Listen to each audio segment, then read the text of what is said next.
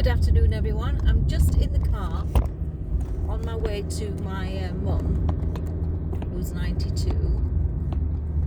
So I'm going to have to tilt this a little because it keeps falling out. So you see more of the window than me, but never mind. So yeah, just going towards my mum, and she likes to make lunch on a Sunday.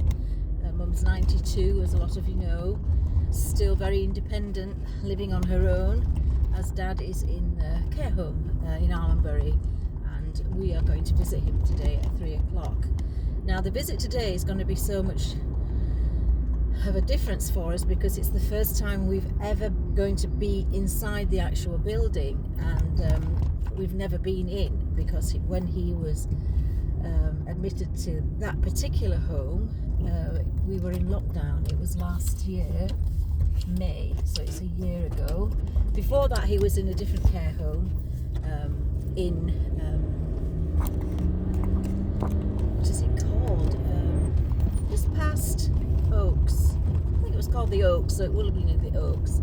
And that was fine, but because of his behavioural issues, he couldn't stay in that residential anymore and had to go to a more specialised care home that deal with, let's say, more challenging residents. So yeah, we're looking forward to that. Last time I saw Dad was last week. I spent from 7 o'clock in the morning till 9:30 before I got home at Huddersfield Royal Infirmary. Had pneumonia, and although he had pneumonia, he was unstoppable, still walking up and down the corridors with me, wouldn't stay on his oxygen tube. There was no way we could get him to sit down long enough. I was absolutely shattered, as you can imagine. He was in a private room, so the staff there, the nurses, obviously haven't got time to be looking after one patient who's, needing constant care. It was an unusual situation, as normally speaking he has a one-to-one every day of the week, and for some reason, obviously from starting at 7 o'clock in the morning, they were probably sent home when they were meant to start at 9 o'clock, and I didn't get the takeover that day. But it doesn't matter, it's the longest I'd been with my dad for more than 2 years, usually little hourly visits or a little bit longer. So yeah, sorry about this camera thing, but it just keeps moving. My phone's too heavy and it keeps tilting forward. Anyway, I hope you drop off again, because she did actually drop off and had to start again. So yeah, Mum's 92, very, very independent. She cannot wait to see Dad in his room. She's not had that many visits this year at all, or yet last year, because she was a trigger. He would become very agitated and angry, and that's why we had to limit us showing her face, basically. Even a Zoom call or a WhatsApp video call would upset him. And so I was the main person. Well, I have to be, because I'm the only sibling left now in the country. It's just me, my parents, everybody else is abroad. So yeah, she's looking forward to this special visit. We will have our tests done half an hour before we can go inside to see him, and that's fine. I get tested twice a week anyway, because I work at Gudley's College. But I was always thinking about the fact that at times they would be suggesting whether we should move my dad to a different place, which would have been out of Huddersfield. Now, my mum and dad have been married for 60 odd years, more than 65 years, I think. So I did say to them, my mum and dad are still married. They, she's not seen him really only a handful of times in the last couple of years.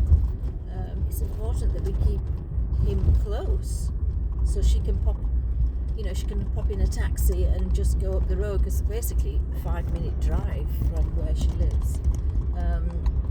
And how difficult that must be. We've talked about all manner of things to do with the lockdown, not being able to see our family and friends, not being able to go out, not being able to go on holiday, not being able to go for a meal.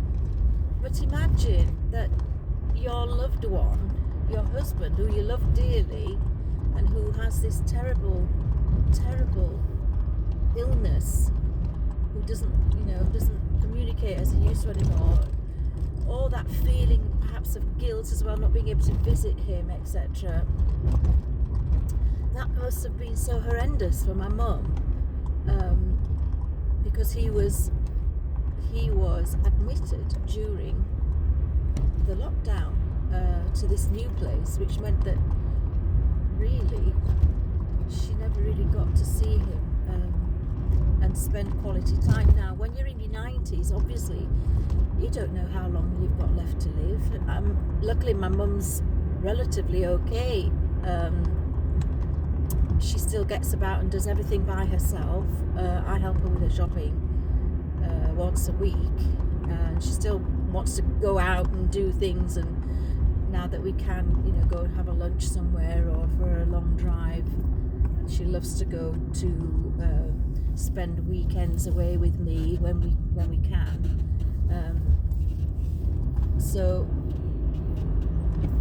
And my dad, well, physically, as I said, he had pneumonia, and he didn't look ill. He was just unstoppable. I was shattered. I was walking up and down the corridors, pretending that we were leaving. We were going somewhere, and up and down, turning around at the bottom of the corridor, going back up again, pushing him in the wheelchair, until he said that he wouldn't sit in the wheelchair anymore because he didn't have his wallet to pay for the service of somebody pushing the wheelchair, bless him. But can you imagine? You've missed out on 2 years of a life that it's not guaranteed how long you've got when you're in your 90s, for goodness sake. I mean, hopefully they live for many years to come, and I'm hoping that I'm hoping my mum will be like her granny, who reached almost 100, a bit like Philip. My great grandma Anna, she was called Anna, like my mum. She knew she was going to die. She actually got out of bed, got washed, put a clean nightie on, went back to bed, died peacefully. Just short of the photographer coming that they were going to arrange, because there were 5 generations present at the time of women, and they were going to make this epic historical photograph of them together. But when you're on your last years and your husband's being taken away from you, because that's how my mum sees it, he had to be taken away. And she did struggle. She resisted for years. My dad probably had dementia for 12 or 15 years, really, and it just progressed, and she would not have it. She wouldn't have it that he would go into home. She'd manage, and she always did manage, and we got some carers in and a stair lift, until he started to want to leave the house, and he did several times. He had several falls in the road, and of course it became very dangerous. He was convinced that his parents lived just around the corner from where he lives, so at one stage she just couldn't manage anymore, because he would get very, very angry with her if she didn't open the door. So we are grateful for these wonderful services, and we do take these things for granted. You know, in this country, we have so many things given to us for free. NHS, dentistry, my parents, you know, being so well looked after because they are obviously elderly people, so there are all kinds of services that have helped them. And to be honest, if they didn't live in this country, they wouldn't have these services, or they would have the services, but they would be coming out of their own pocket. And obviously the care homes cost, but this last year, because of my dad's his status now of you know, he is not capable to do anything on his own anymore. He's got one-to-ones 7 days a week. My mum gets some funding for that, so we are so eager, and I don't know why, quick to criticise sometimes. I think the only thing we can say really is it would be nice if this country had better weather, but on the whole, gosh, are we lucky. Am I lucky being here on my own? Obviously I have to deal with my parents on my own. My siblings aren't here to support me. Well, they do support me from far away, but it's not the same. I have to arrange everything for them. I have to spend a lot of my free time with them because every moment is precious with them at this age. But we are very lucky, and you know, we do complain a lot. We like complaining, don't we? But yeah, thank you for all the things that have helped us to look after our elderly. I know that there are cases that maybe are not as lucky as we've been, but all I can say is that I have my work cut out for me now. Obviously, my dad has been in and out of hospital now with pneumonia. He's fought it because he's very strong, but you know, one day the call will come, and all we can do is be grateful, because 90 odd is a good life, and we will be sad, but we will also be, I think, relieved in a sense, because the terrible illness that Alzheimer's is must be hellish, and I wouldn't wish it upon my worst enemy, to be fair. And I think that it's very sad because you have to lose them twice. Once when they lose their memory completely, like my dad, and when they actually pass away, you have to lose them for good. And anybody out there who is going through similar things, I just want to say strength and courage.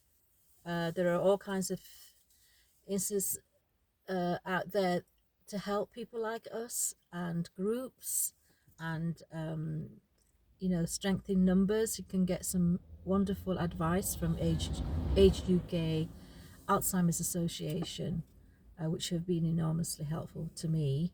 Alzheimer's Association, and in general, just talk to people who have elderly parents, or if you think, or you're worried about your parents ever becoming that old or in that state, prepare yourself. There's a lot of literature out there on the internet. There's so much help out there. Read about it. You know, it could happen to all of us, any of us, you know, it could be any of us at any time. And that's another reason why we really need to respect our elders, that go through so much pain and difficult times. It's difficult enough when I see my mum and she explains to me what it's like to be in a 92-year-old body when your brain thinks that it can do everything that it used to, but it can't. And she talks about it often, how awful it is to not be able to move the way you used to move, just to get out of a chair or to walk or to eat, because your appetite goes down, your stomach doesn't allow you to eat things that you maybe used to eat, your organs aren't working as they used to, you lose weight, you've got the physical aging, which I suppose every woman is proud of herself. And it's difficult when you get to that particular age, 80s, 90s. My mum says she finds it difficult looking in the mirror. I find it so sad. I think she's so pretty for her age. She looks fantastic. She doesn't look 92. Everybody thinks she's at least 10 or 15 years younger. And she has such a great spirit. And my dad, I don't know what it is about my dad, but he just looks 20 years younger as well.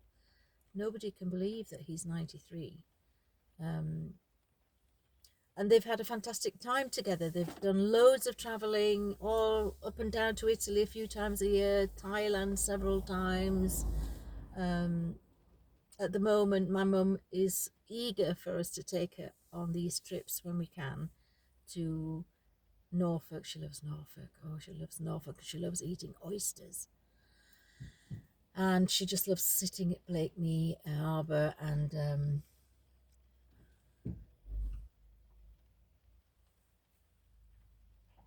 get in. Do you want to get in? Do you want to get in there? So that's the neighbour wanting to get in. So anyway, yeah, this was a bit long-winded, but love, and I'm here to support anyone who wants to ask me any questions about dementia, Alzheimer, care homes, and just how it is to have a parent or parents there. Yeah, just message me and I will be very happy to answer any questions. So I'm going to go inside now because Mama will be cooking something. We were going to try and go out for lunch, but it's raining, and so we don't want to be sitting outside under some canopy in the rain. She doesn't like rain. So yeah, thanks for listening, and yeah, I'll talk to you again soon about perhaps other things. Take care. Bye.